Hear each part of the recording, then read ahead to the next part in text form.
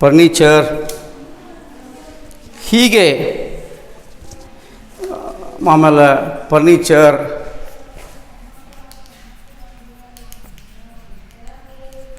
Rupees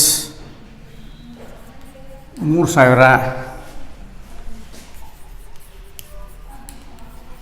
machinery rupees 2000. ಹಿಂಗೆ ಒಂದು compound entry ಇರ್ತೈತೆ. ಅದು ಇಲ್ಲಿ ಕಂಪೌಂಡ್ ಎಂಟ್ರಿ ಅಂದ್ರೆ ನೋಡಿರಿ ನೀವು, ಸ್ಟಾರ್ಟೇಜ್ ಬಿಸ್ನೆಸ್ ವಿತ್ ಅಂದ್ರೆ ಕ್ಯಾಪಿಟಲ್ ಬರ್ತೇಳಿ, ಕ್ಯಾಶ, ಗೂಡ್ಸ, ಫರ್ನಿಚರ, ಮಷಿನರಿ ಇವೆಲ್ಲ ಇವೇನು ಅಸೆಟ್ಸು. ಅಸೆಟ್ ಯಾವಾಗಲೂ ಡೆಬಿಟ್ ಇರ್ತಾವೆ. ನಾರ್ಮಲ್ ಅಸೆಟ್ ಡೆಬಿಟ್, ಅವ್ನು ಡೆಬಿಟ್ ಮಾಡ್ಬೇಕು. ನೀನು ಯಾರು ಕೇಳಿದ್ರೆ 5 ಲಕ್ಷ ಹೆಂಗೆ ಬರ್ತೀವಿ ಅಂದಾಗ ಎಲ್ಲವೂ ಟೋಟಲ್ ಒಟ್ಟು ಕ್ಯಾಪಿಟಲ್ ಆಕೈತಿ ಅಂದಾಗ ನಾವು ಅದನ್ನ ಹೆಂಗೆ ಬರಿತೀವಿ, ಫಾರ್ಮೆಟ್ನಾಗ ಬರಿತೀವಿ. ನೀವು ಕ್ಯಾಶ್ ಅಕೌಂಟ್ ಡೆಬಿಟ್ 10,000 ರೂಪಾಯಿ. ಗೂಡ್ಸ್ ಬದಲು ಏನು ತೊಗೊಳ್ಬೇಕಂತ ಹೇಳಿ ನಾನು ಸ್ಟಾಕ್ ಅಕೌಂಟ್ ಡೆಬಿಟ್ 5,000 ರೂಪಾಯಿ. ಫರ್ನಿಚರ್ ಅಕೌಂಟ್ ಡೆಬಿಟ್ 3,000 ರೂಪಾಯಿ. ಮಷಿನರಿ ಅಕೌಂಟ್ ಡೆಬಿಟ್ 2,000 ರೂಪಾಯಿ. ಇದೆಲ್ಲವುಗಳ ಟೋಟಲ್ ಯಾವುದು ಕ್ಯಾಪಿಟಲ್ ಅಕೌಂಟ್ 15, 18, 20. ಹಿಂಗೆ ಕಂಪೌಂಡ್ ಎಂಟ್ರಿ ಮಾಡ್ಕೋಬೇಕು. ಇವು ಅಸೆಟ್ಟು ಯಾವಾಗಲೂ ಡೆಬಿಟ್ಟು. ಇವು ಎಲ್ಲವುಗಳ ಟೋಟಲ್ ಕ್ಯಾಪಿಟಲ್ ಏನು ಕ್ರೆಡಿಟ್. ಅದು ಇದನ್ನು ಗಮನಿಸ್ಕೋಬೇಕು ನೀವು. ಅಲ್ಲ ಅಂದಾಗ ಇಲ್ಲಿ ಬರೀತೀವಿ ನಾವು started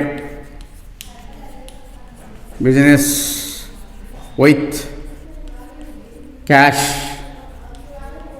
goods, furniture and machinery. ಹಿಂಗೆ ಒಂದು ಸ್ಟಾರ್ಟೆಡ್ ಬಿಸ್ನೆಸ್ ಬಂದರೆ ಕ್ಯಾಪಿಟಲ್, ಅದು ಯಾವಾಗಲೂ ಕ್ರೆಡಿಟ್. ಅಸೆಟ್ಗಳೆಲ್ಲ ಡೆಬಿಟ್, ಕ್ಯಾಶ, ಸ್ಟಾಕ್ ಯಾವ ಬರೀ ಡೆಬಿಟ್. ಇವತ್ತು ಟೋಟಲ್ ಕ್ಯಾಪಿಟಲ್ ಹಚ್ಕೋಬೇಕು. ಇದನ್ನು ನೀವು ಕಾಂಪೌಂಡ್ ಎಂಟ್ರಿ ಅಂತ ಕರಿತೀವಿ. ಇನ್ನು ನೆಕ್ಸ್ಟ್ ಇನ್ನೊಂದು 2 ನಿಮ್ಗೆ ಕೊಟ್ಟೇನೆ. Purchase goods from Ashok rupees 20,000 and paid cash. Yes ಅಂತ ಒಂದೊಂದು ಎಂಟ್ರಿ ನಿಮಗೆ ಮಾಡಿ ತೋರಿಸ್ತೀನಿ. ಇರಲಿ, ಒಂದಿಷ್ಟು ಟೈಮ್ ತೊಗೊಳ್ಳಿ. ಪರ್ಚೇಸ್ಡ್ ಗೂಡ್ಸ್ 2ನೇ, ಪರ್ಚೇಸ್ಡ್ ಗೂಡ್ಸ್ ಫ್ರಾಮ್ ಅಶೋಕ್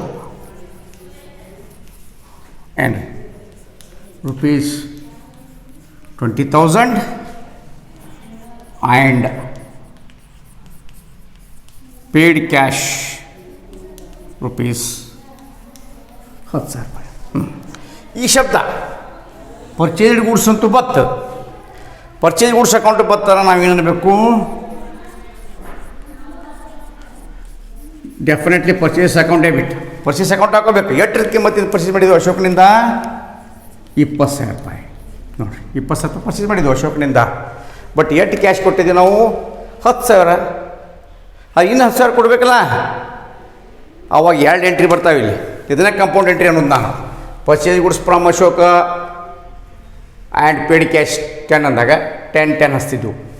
ಒಟ್ಟು ಟೋಟಲ್ ಪರ್ಚೇಸ್ ಮಾಡಿದ್ದು 20,000 ಪರ್ಚೇಸ್ ಅಕೌಂಟ್. 2 ನೀವು ಕ್ಯಾಶ್ ಎಟ್ ಕೊಟ್ರಿ, ಕ್ಯಾಶ್ ಎಟ್ ಕೊಟ್ರಿ 10,000 ಕ್ಯಾಶ್ ಹೊಟ್ಟು. ಇನ್ನೂ 10,000 ಉಳಿತಲ್ಲ, ಅದು ಅಶೋಕ್ ಅಕೌಂಟ್ 10,000. ಹೆಂಗಿರುತ್ತೆ ನೋಡ್ರಿ. ಅದಕ್ಕೆ ಇದಕ್ಕೆ ಕಂಪೌಂಡ್ ಎಂಟ್ರಿ ಇರ್ತಾರೆ. ಇದಕ್ಕೂ 2 ಕ್ರೆಡಿಟ್ ಬಂದು ಇಲ್ಲಿ. ಪರ್ಚೇಸ್ ಗೂಡ್ಸ್ ಅಂದ ಪರ್ಚೇಸ್ ಅಕೌಂಟ ಟೋಟಲ್ ಪರ್ಚೇಸ್ ಹಾಕೋಬೇಕು. ಎಷ್ಟು ಕ್ಯಾಶ್ ಬಿಟ್ಟಿರ್ತೀರಿ ಎಷ್ಟು ಕ್ರೆಡಿಟ್ ಮಾಡೋದು. ಉಳಿದನ್ನು ಅವನ ಹೆಸರು ಹಚ್ಕೊಂಡು ಬಿಡೋದು. ಅಂದರೆ ಇದು ಕ್ರೆಡಿಟಾ ಇದು ಕ್ಯಾಶಾ. ಅದಕ್ಕೆ ಇಲ್ಲಿ purchased goods from Ashok and paid cash. ಇದನ್ನು ಇಲ್ಲಿ ನಾವು ಇನ್ನೊಂದು ತೊಗೊಳ್ಳೋಣ. Sold goods to Ramu rupees 15,000 and received cash. ಉಲ್ಟಾ ನೋಡಿರಿ, ಕಾಂಪೋನೆಂಟ್ ಹೆಂಗೈತಿ? 3ನೇದು sold goods to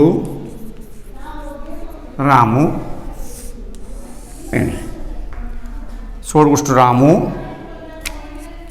rupees 15,000 and received cash rupees 5,000. ನೋಡಿರಿ, ಸೋಲ್ಡ್ ಗೂಡ್ಸ್ ಸೇಲ್ಸ್ ಅಕೌಂಟ್ ಯಾವಾಗಲೂ ಕ್ರೆಡಿಟ್, ಕ್ಯಾಶ ಯಾವಾಗಲೂ ಡೆಬಿಟ್ ಅಂದಾಗ ಕ್ಯಾಶ್ ಎಷ್ಟಾಗೈತೆ ರೀ? 5,000. Cash account debit 5,000. ಬೇರೆ ಎಷ್ಟು ಪರ್ಸೆಂಟ್ ಆಗೈತಿ? ಸೋಲ್ಡ್ ಆಗೈತಿ 15,000 ಟು ರಾಮು ಅಕೌಂಟ್ 15,000. ಇನ್ನೆಟ್ಟು ಉಳಿತ್ರಿ? 10,000 ಡೆಬಿಟ್. ಯಾರೀ? ರಾಮು ಅಕೌಂಟ್. ಹಿಂಗೆ ತೊಗೊಳ್ರಿ. ಇಲ್ಲಿ ಪರ್ಚೇಸ್ ಅಕೌಂಟ್ ಡೆಬಿಟ್ ಆಗೈತಿ, ಟೋಟಲ್ ತೊಗೊಂಡಿವಿ ಪರ್ಚೇಸ್, ಕ್ಯಾಶ್ ಎಷ್ಟು ಕೊಟ್ಟಾರೆ ತೊಗೊಂಡು ಡಿಫರೆನ್ಸನ್ನು ಅವನ ಹೆಸರು ಹಚ್ಕೊಂಡಿವಿ. ಇಲ್ಲಿ ಸೇಲ್ಸನ್ನು ಟೋಟಲ್ ಹಚ್ಕೊಂಡಿವಿ, ಕ್ಯಾಶ್ ಎಷ್ಟು ಐತಿ ಅಟ್ಟು ಇಟ್ಕೊಂಡು ಡಿಫರೆನ್ಸ್ ಅವನ ಹೆಸರು ಹಚ್ಕೊಂಡಿವಿ. ಎರಡು ಬಂದಾಗ ಹಿಂಗೆ ಪರ್ಚೇಸ್ ಗೂಡ್ಸ್ ಸೋಲ್ಡ್ ಗೂಡ್ಸ್ ಬಂದಾಗ ಕ್ಯಾಶ್ ಆ್ಯಕ್ಚುಲ್ ಹಚ್ಕೋಬೇಕು, ಅವ್ರ ಹೆಸರು ಮುಂದೆ ಸೇಲ್ಸ್ಗೆ ಟೋಟಲ್ ಹಚ್ಕೋಬೇಕು, ಕ್ಯಾಶ್ ಡೆಬಿಟ್ ಮಾಡ್ಕೋಬೇಕು, ಡಿಫರೆನ್ಸ್ ಹಿಂದೆ ಹಚ್ಕೋಬೇಕು. ಪರ್ಚೇಸ್ ಅಕೌಂಟ್ ಡೆಬಿಟ್ ಬಂದು ಟೋಟಲ್ ಹಚ್ಕೋಬೇಕು, ಕ್ಯಾಶ್ ಹಚ್ಕೊಂಡು ಡಿಫರೆನ್ಸನ್ನು ಅವ್ರ ಹೆಸರು ಹಚ್ಕೋಬೇಕು ಅಂದಾಗ ಇಲ್ಲಿ sold goods to Ramu and received cash. ಇಷ್ಟೇ. ಇಷ್ಟು ಇದು ಮೂರನೇ. ನಾಲ್ಕನೇದು ಪೇಯ್ಡ್ ಸ್ಯಾಲ್ರಿಗೆ ಇದಾಗೈತಿ. ಇಂಥ ಈ ಥರ ಎಂಟ್ರಿಗಳು ನಿಮಗೆ ಸಾಕಷ್ಟು ಆಗ್ಯಾವ. ಅಂದರೆ ಲಾಸ್ಟಿಗೆ ಬರ್ತಕ್ಕಂಥವು ಪೇಯ್ಡ್ ಸ್ಯಾಲ್ರಿ, ಪೇಯ್ಡ್ ರೆಂಟ ಎರಡು ಕೂಡಿ ಬರ್ತಕ್ಕಂಥವುಗಳನ್ನು ನಾವು ನೋಡಿರ್ತೀವಿ. ಹೇಳಿ,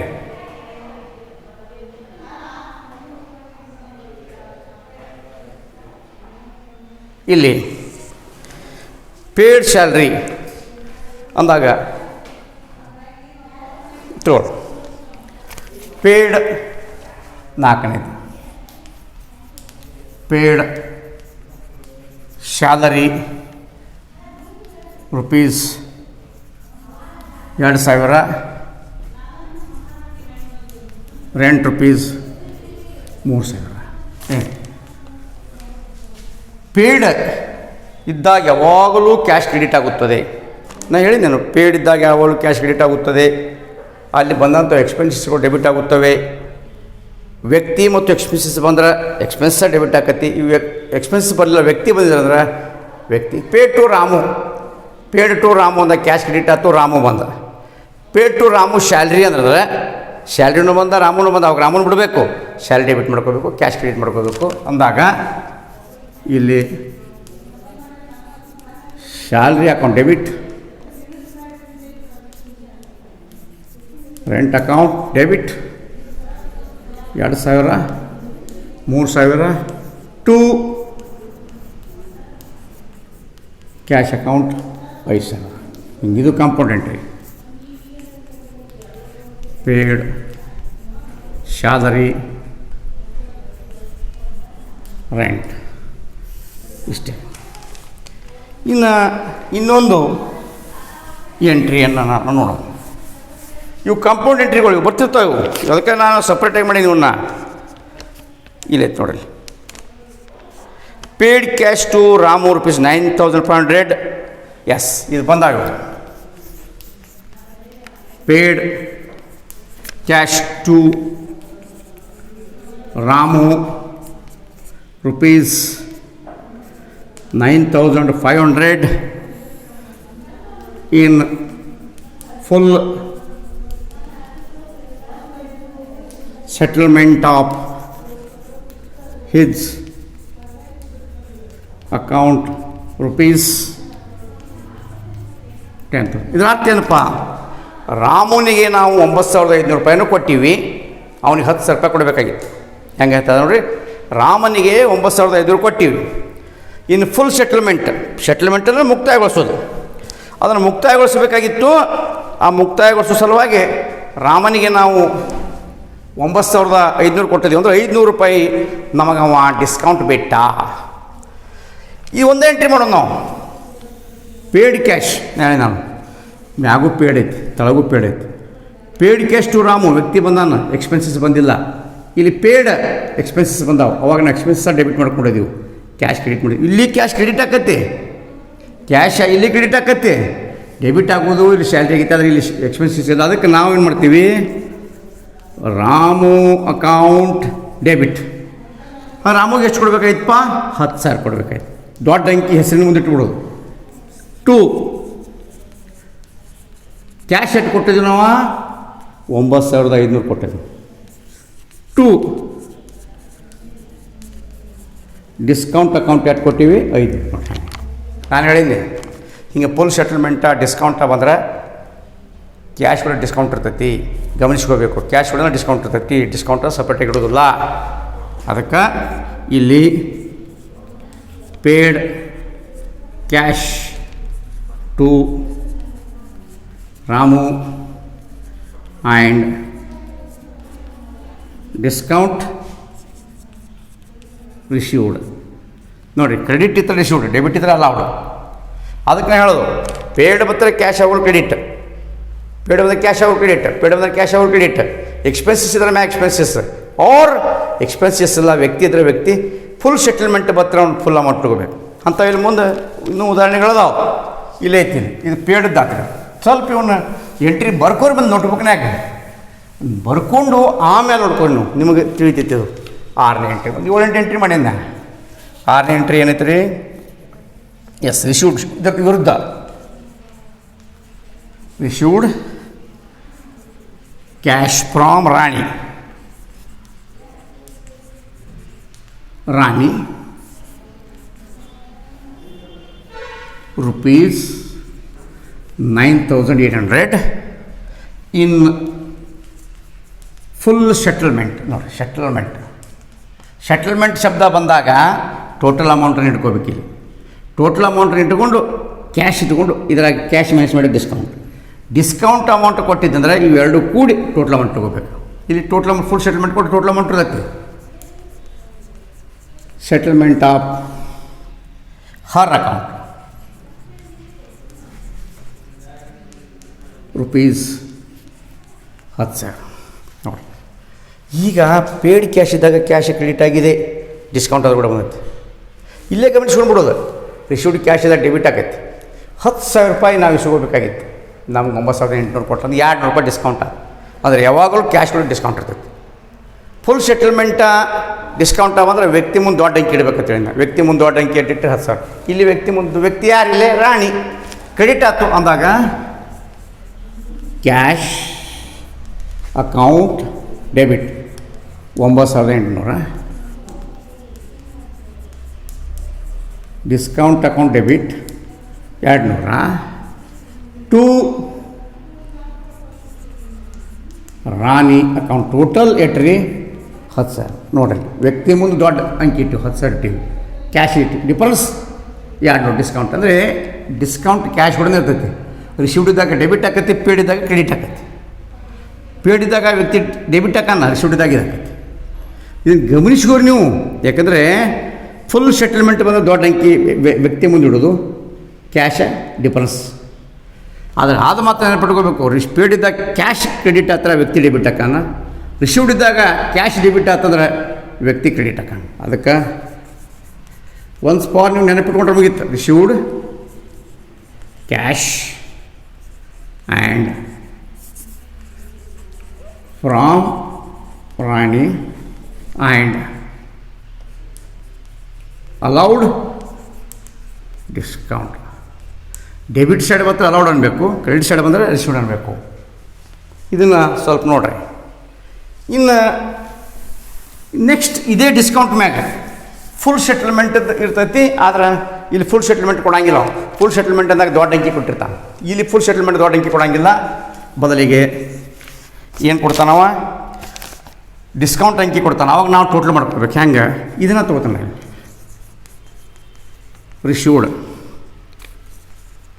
ಕ್ಯಾಶ್ ಫ್ರಾಮ್ ರಾಜು ರೂಪೀಸ್ 5,800. ನೋಡಿರಿ, ಹಿಂಗೂ ಬರ್ಬೋದು. ಡಿಸ್ಕೌಂಟ್ ಅಲೌಡ್ ರಿಶೀವ್ಡ್ ಇದ್ದಾಗ ಯಾವ ಡಿಸ್ಕೌಂಟ್ ಅಲೌಡ್ ಇರ್ತೈತೆ, ಪೇಯ್ಡ್ ಇದ್ದಾಗ ಡಿಸ್ಕೌಂಟ್ ರಿಶೀವ್ಡ್ ಇರ್ತೈತೆ ಹೇಳಿ ನಾನು. ಏನು ₹200. ಇಲ್ಲಿ ಗಮನಿಸಬೇಕಾದ ಏನಪ್ಪ, ನಾವು ನೋಡ್ತೀವಿ ಇಲ್ಲಿ ಏನು ನಾವು ಗಮನಿಸ್ತೀವಿ, ಏನು ಗಮನಿಸ್ತೀವಿ, ಡಿಸ್ಕೌಂಟ್ ಯಾವುದಾಗೈತಿ. ಇಲ್ಲಿ ಫುಲ್ ಸೆಟಲ್ಮೆಂಟ್ ಅಂದಾಗ ದೊಡ್ಡ ಅಂಕಿ ಕೊಟ್ಟಿದ್ರು ಅಂತ ಹೆಸರಿಂದ ಇಟ್ಕೊಂಡಿದ್ದೀವಿ. ಎಂಟ್ರಿ ಸೇಮ್, ಅದರ ಅಂಕಿ ಮಾತ್ರ ದೊಡ್ಡ ಅಂಕಿ ಮುಂದೆ ಇಟ್ಕೋಬೇಕು. ಈಗ ಡಿಸ್ಕೌಂಟ್ ಕೊಟ್ಟಿದ್ದಿಲ್ಲ ನಮಗೆ, ಇದರಾಗ ಇದನ್ನು ಮೈನಸ್ ಮಾಡಿ ಡಿಸ್ಕೌಂಟ್, ಇಲ್ಲಿ ಇವೆರಡೂ ಕೊಟ್ಟಾರೆ, ಕೂಡಿಸೋದು ದೊಡ್ಡ ಅಂಕಿ ಆಕೈತಿ ಅಂದಾಗ ರಿಸೀವ್ಡ್ ಇದ್ದಾಗ ಏನಾಕೈತಿ ಬರ್ಕೊಡೋದು ಕ್ಯಾಶ್. ರಿಸೀವ್ಡ್ ಇದ್ದಾಗ ಯಾವಾಗಲೂ ಕ್ಯಾಶ್ ಎಷ್ಟು ಇಸ್ಕೊಂಡ್ರಿ 5800. ಡಿಸ್ಕೌಂಟ್ ಯಾವಾಗಲೂ ಕ್ಯಾಶ್ ಕೊಡೋದು ಇರ್ತದೆ ಅಂತ ಹೇಳಿ ನಾನು.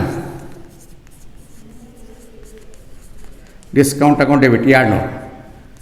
ಟೋಟಲ್ ಯಾರ್ರೀ ರಾಜು ಅಕೌಂಟ್ ₹6000 ಹಿಂಗೆ ಬರ್ತೈತಿ. ಇಲ್ಲಿ ಬರ್ತೇನೆ received cash from Raju and discount allowed.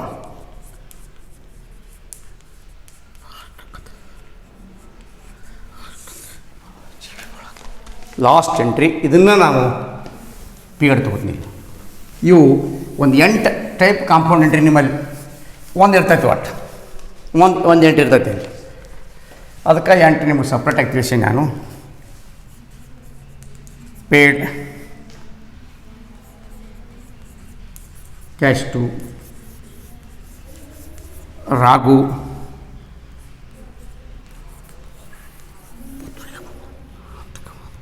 Discount received. ನೋಡಿ ಪೇಯ್ಡ್ ಇದ್ದಾಗ ರಿಸೀವ್ಡ್ ಇದ್ದಾಗ ಅಲೌಡ್, ನಾನು ಹೇಳಿದ ಅಲೌಡ್. ರಿಸೀವ್ಡ್ ₹200. ಮ್ಯಾಗಿನ ಮಾಡೋದು paid cash to Raghu, paid ಇದ್ದಾಗ ಕ್ಯಾಶ್ ಕ್ರೆಡಿಟ್, ರಾಘು ಡೆಬಿಟ್ ಆತ್ ಬರ್ರಿ ನಾವು ಅಂಕಿ ಆಮೇಲೆ ಬರ್ರಿ ನಾವು. ರಾಘು ಅಕೌಂಟ್ ಡೆಬಿಟ್ ಅಂಕಿ ಆಮೇಲೆ ಬರ್ರಿ ನಾವು, ಬಟ್ ಕ್ಯಾಶ್ ಅಕೌಂಟ್ ಬರೀ ನಾವು. ಕ್ಯಾಶ್ ಅಕೌಂಟ್ ಎಷ್ಟಿತ್ತು ರೀ 7300 ತೊಗೊಂಡ್ರಿ. ಟು ಡಿಸ್ಕೌಂಟ್ ಅಕೌಂಟ್ 200, 7500 ಹಿಂಗೆ ತೊಗೊಂಡು paid cash to Raghu and received discount ಎಷ್ಟು. ಅದಕ್ಕೆ ಕಾಂಪೌಂಡ್ ಎಂಟ್ರಿ ಸ್ವಲ್ಪ ಗಮನಿಸ್ಕೋರಿ. ನಾನು ಜರ್ನಲ್ ಎಂಟ್ರಿ ಮಾಡೋ ಮುಂದೆ ಮತ್ತೊಮ್ಮೆ ನಿಮಗೆ ರಿಮೈಂಡರ್ ಮಾಡಿ ಜರ್ನಲ್ ಎಂಟ್ರಿ ಹೇಳ್ತಾನೋ. ಸಾಧ್ಯವಾದಷ್ಟು ನೋಡೋಕ್ಕೆ ಪ್ರಯತ್ನ ಪಡ್ರಿ. ಧನ್ಯವಾದ.